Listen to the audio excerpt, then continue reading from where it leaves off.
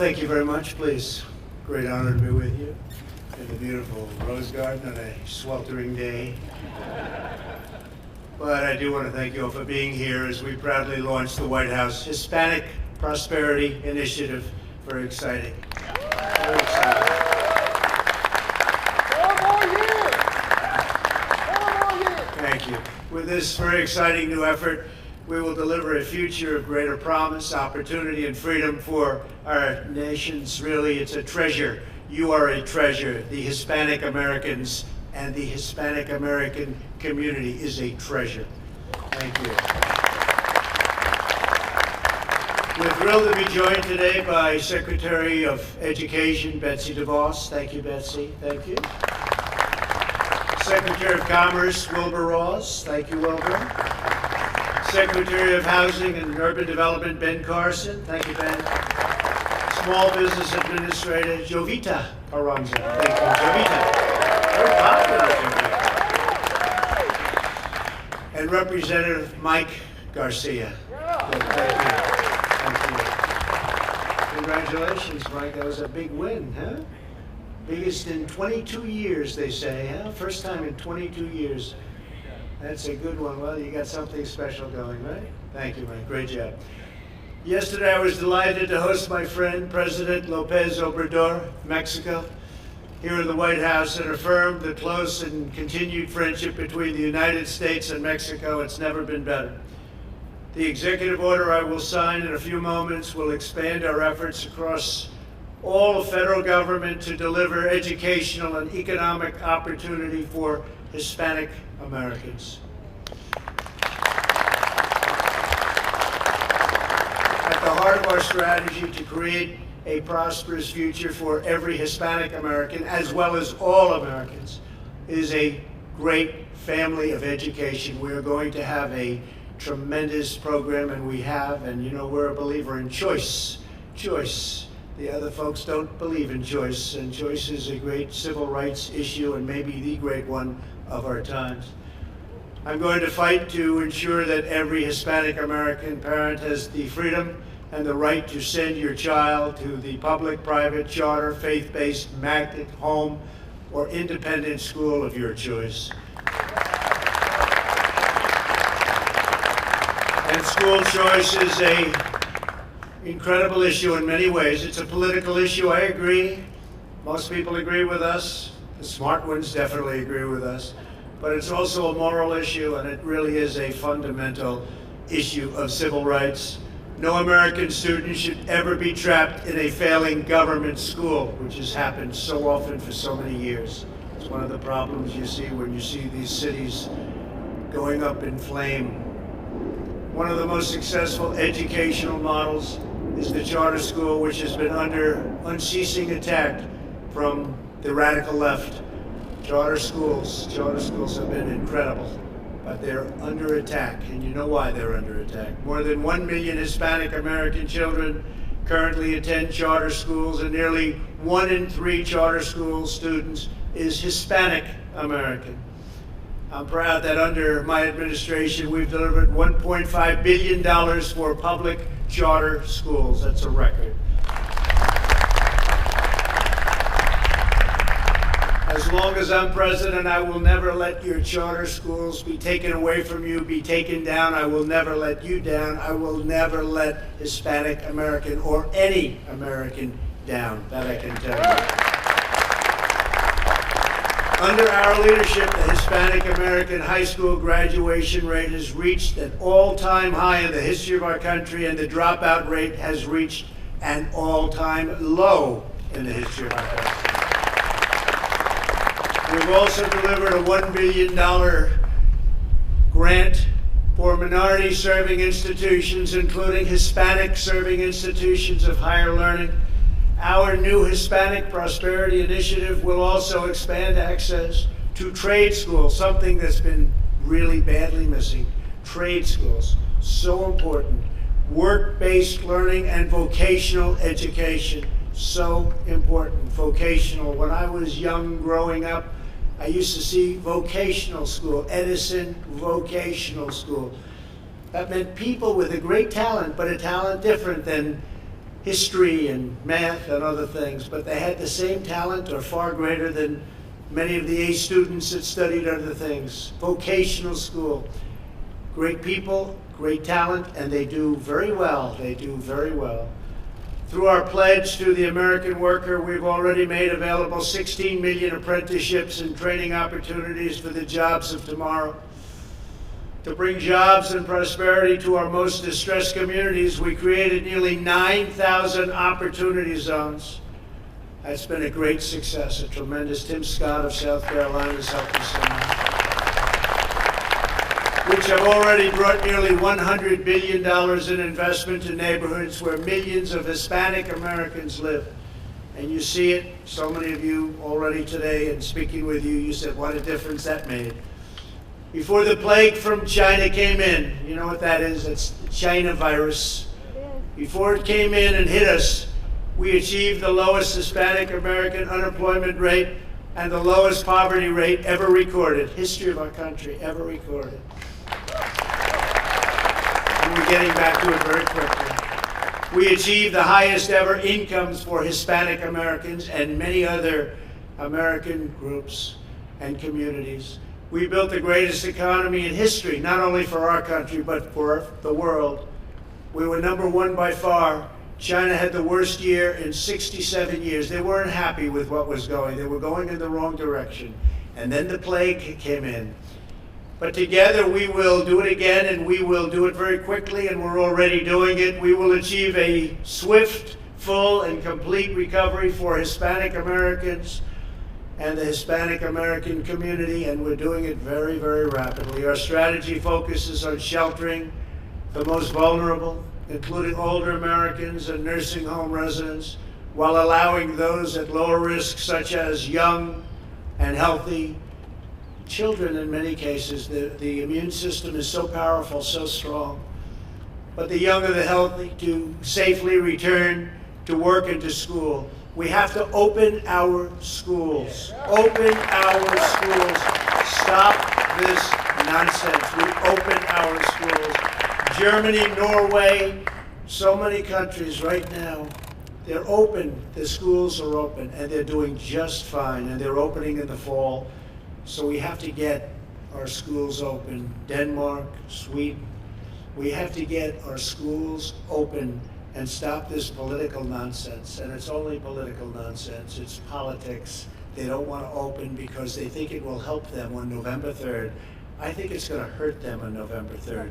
Open your schools. At the same time, we're unleashing the scientific brilliance of our people. We have multiple effective therapies in use already, with more being developed, and you have to see some of them. The results are looking incredible.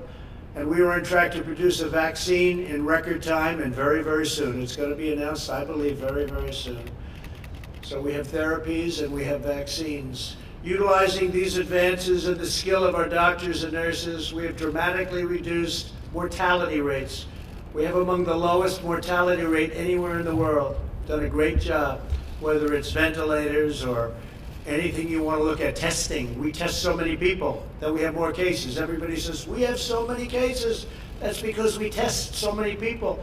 We're up to approximately 40 million tests, going up to 45 very quickly. So we have tests. Other countries don't do tests like we do. So we show cases. Other countries don't show cases.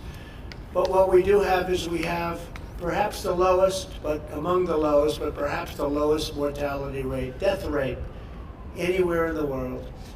And that's a tremendous sign as to what we're doing and what our doctors have learned and the kind of things that we're using. It's an incredible number, statistically an incredible number. A policy of never-ending lockdowns, month after month, would ultimately do more harm than good to public health, and so bad for our children. As a result, it really is more loss of life. We can't do that. We have to get back now. We did it right. We saved millions of lives by what we did. We shut it down. We saved millions of lives. I put a ban on China, heavily infected. I put a ban on Europe, very early, both of them very early. We saved millions of lives. Now it's time to get back to work. A lot of people were against those bans, and now they admit, most of those same people admit That ban was the greatest thing. It saved so many lives. Crucially, we realize that the health of a nation's economy is fundamental to the health of its people. In the last 2 months, we have begun the fastest economic comeback in history, including an increase in Hispanic American employment of more than 2.1 million jobs. It's a record. The Hispanic Prosperity Initiative will help build on this program.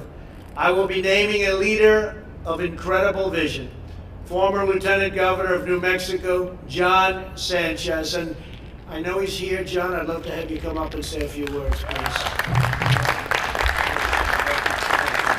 Thank you very much. Well, thank you, Mr. President. What an honor it is to be here with you and everybody else here in our nation's capital. Let me say, from a young boy who grew up in absolute poverty, the youngest of 8 kids with a single mother, I understand what it is for the challenges facing all families, but especially Hispanic families in this country. But because of her leadership through personal responsibility, stay in school, get a good education, we have lived the American dream. As a young boy, I used to go and search for cardboard boxes out of the trash cans of grocery stores because we didn't have the soles, Mr. President, on our shoes. We would hope and pray that it wouldn't rain so the cardboard wouldn't melt on our way to school. Here now, almost 50 years later, I stand next to the most powerful man in the world, in the most powerful city in the world, at the White House with all of you fine folks. Today, I have lived the American dream. I look at my brand new black shoes. That's the American dream. Mr. President, your leadership when it comes to job creation, education reform, choice when it comes to education will allow this country to fulfill its American dream. I'm honored to be here with you, Mr. President. Your great leadership, making America great. We stand with you. We'll keep America great under your leadership. God bless you. Thank you very much. Great job, John. Thank you very much. Great honor. I'll also be appointing the CEO and President of Goya Foods, Bob Unanue, please.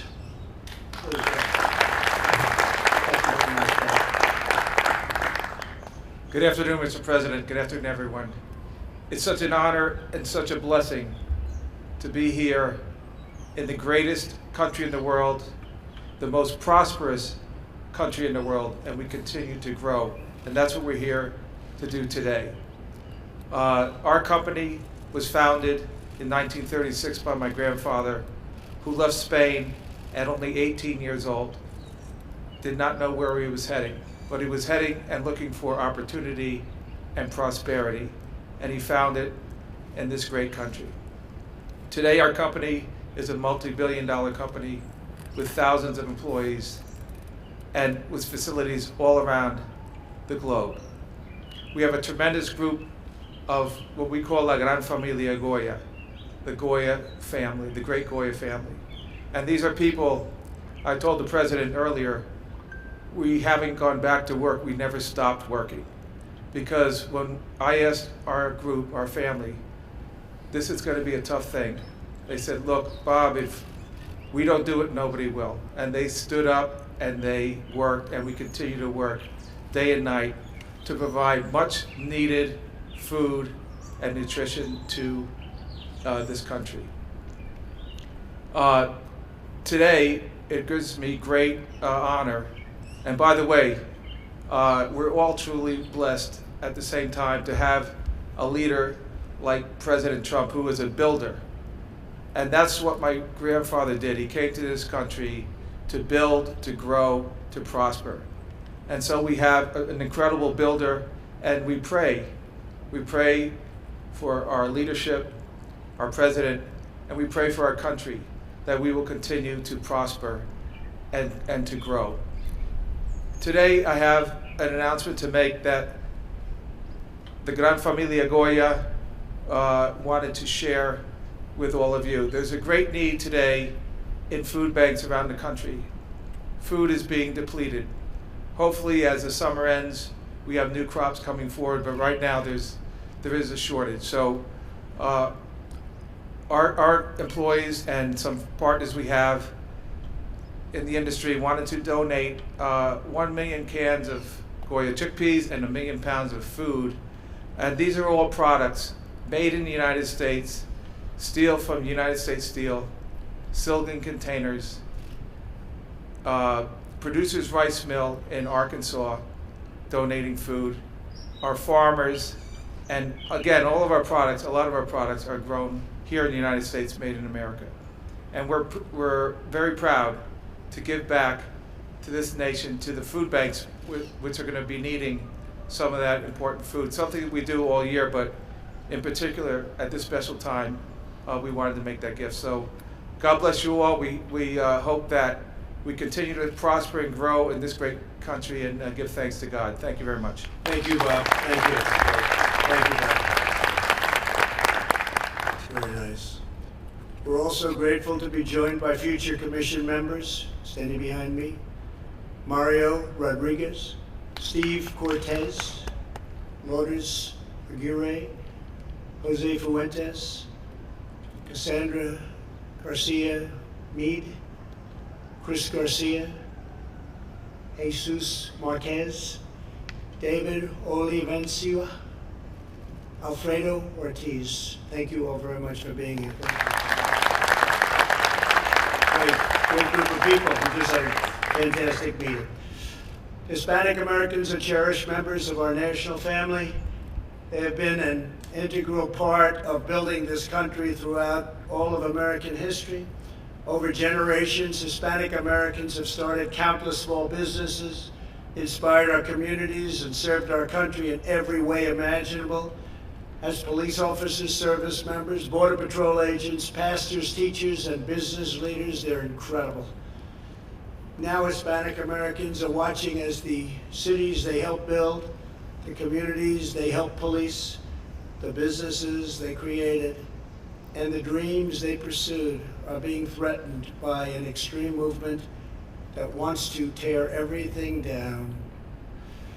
At the center of this movement is an aggressive effort to defund the police, if you can even believe that.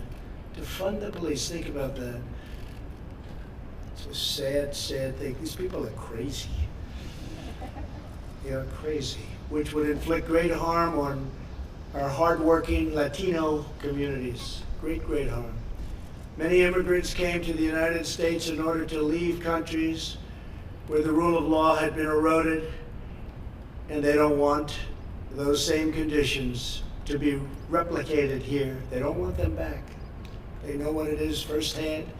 They know what happens when the police cannot protect the innocent, when the rule of law is destroyed, when justice becomes an instrument of vengeance. Hispanic Americans, they know. They're hardworking patriots who support our police, protect our communities, and believe strongly in the rule of law. I will stand arm in arm with the Hispanic community to ensure that every child in America can grow up in safety, security, dignity, and in peace.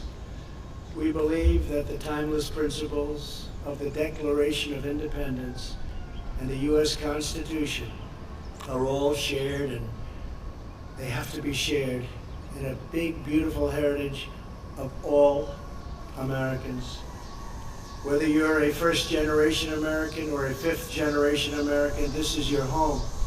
American history is your history. It's about you, it's about your family, it's about our country. And the American dream belongs equally to you. American heroes inspire us all, and their legacy falls to all of us to cherish and to protect and to revere. Every American, no matter your background, is entitled to a government that puts your needs and your families first. Americans of all walks of life are united by the same noble ideas and the same fundamental designs for good schools, strong families, safe communities, and abundant opportunity. And I will not rest until we have delivered this future for every community, not only the Hispanic community, which is doing so well, but every community in our land. Together we will write the next great chapter of the American adventure, and we will defend the greatness of America for your children, for your children's children, and for generations to come. Before signing this executive order, which is such an important executive order, I'd like to invite Secretary DeVos to come up and say a few words, followed by Administrator Carranza. Please come up, Betsy. Thank you.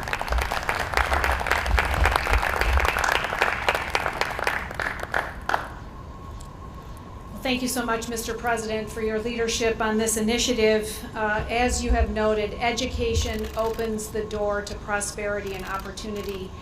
And Hispanic students, like all students, need to have the freedom and choice to find their education fit. Mr. President, you have led in advancing opportunity for Hispanic students by supporting Hispanic serving higher ed institutions, by expanding the opportunities for charter schools, by expanding the DC Opportunity Scholarship Program right here in the district. And there's still more to do, because all Hispanic students across our country need to have the opportunity to choose their right education fit. They need to have school choice. We know this is broadly supported by Hispanic families. 80% of them support this notion of ensuring their children and their grandchildren have that opportunity. So thank you, Mr. President, for your leadership in ensuring that all Hispanic students have that chance at the American dream. Thanks, Mr. President.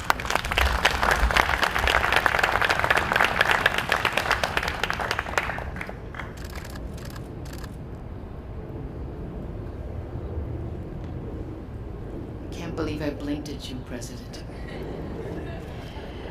Thank you, Mr. President. It's a tremendous honor to be part of an administration so dedicated to helping Latino entrepreneurs during this extraordinary time in our country. As the daughter of first-generation Mexican Americans, I know firsthand how important opportunity is toward promoting upward mobility and enabling the American dream. Creating opportunities is the central goal behind the President's new executive order, establishing the White House Hispanic Prosperity Initiative, designed to help Hispanic Americans reach their dreams through innovative education and career pathways. Under your leadership, Mr. President, Latinos have been the fastest growing group of entrepreneurs in the country, and we want to see that continue. Hola. Soy Jovita Carranza, administradora de la SBA. Es un honor ser parte del gabinete de la administración Trump, que está dedicada a ayudar a los empresarios latinos durante estos tiempos difíciles. Como hija de padres mexicanos americanos, sé lo importante que es tener oportunidades para alcanzar el sueño americano. La meta del presidente Trump es ayudar a los latinos a alcanzar sus sueños a través de la educación innovadora y carreras. Por eso es fundamental este orden executive para nuestra comunidad. Recuerden, la comunidad hispana tiene un aliado en la SBA y un amigo en la Casa Blanca y que se dedica a nuestra comunidad. Este presidente es una persona fina. Gracias.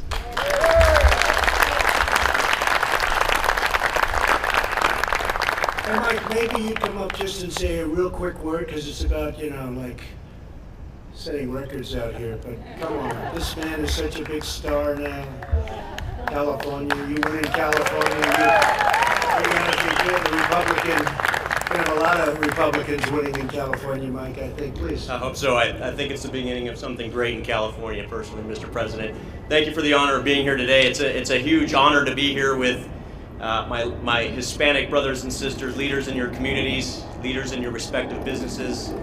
I am the American dream. I am a first-generation American. My dad immigrated here from Mexico when he was 9 years old. I had the opportunity to serve my country in the U.S. Navy, flying the most powerful strike fighter jets in the world, the F-18 off aircraft carriers in combat operations. And now I'm sitting here as a member of Congress on the lawn of the White House. So I'd like to just echo the President's comments that now is the time where we need to unite as Americans and really realize what this fight is all about. It's about freedom. It's about liberties. It's about fighting like it's 1776 all over again. That's how real this fight is. So I'm proud to be here. I'm proud to be serving my country again at this most critical time in our nation's history. And Mr. President, thank you for your leadership. brothers and sisters, thank you for being here today. Huge honor. Thank you. Ben Carson, please come up just for a minute. Say a few words, Ben. You've done such a great job. Thank you very much. Thank you, Mr. President, and thank you all for being here today. You know, it's so important, the emphasis that you have placed on opportunity. And you asked the White House Council on Opportunity Revitalization to look at those communities that were particularly affected in the COVID-19, and we looked at that. And not just the fact that there was more hypertension and diabetes, obesity, asthma, but to look another layer underneath that and to deal with that. And that's what we're doing under your leadership. And you know, every single person in our society is worth saving. We only have 330 million people. Sounds like a lot, but it's a quarter of what China has, a quarter of what India has. And we're going to have to compete with them in the future, so we need to develop all of our people. And your emphasis on education and educational choice will be the thing that really distinguishes and liberates our people. So thank you, Mr. President. So now I'm going to go and sign a very important document, one that we've been working on for a long time, and I just want to congratulate the Hispanic American community. Incredible people, thank you very much, and God bless you all. God bless America. Thank you very much.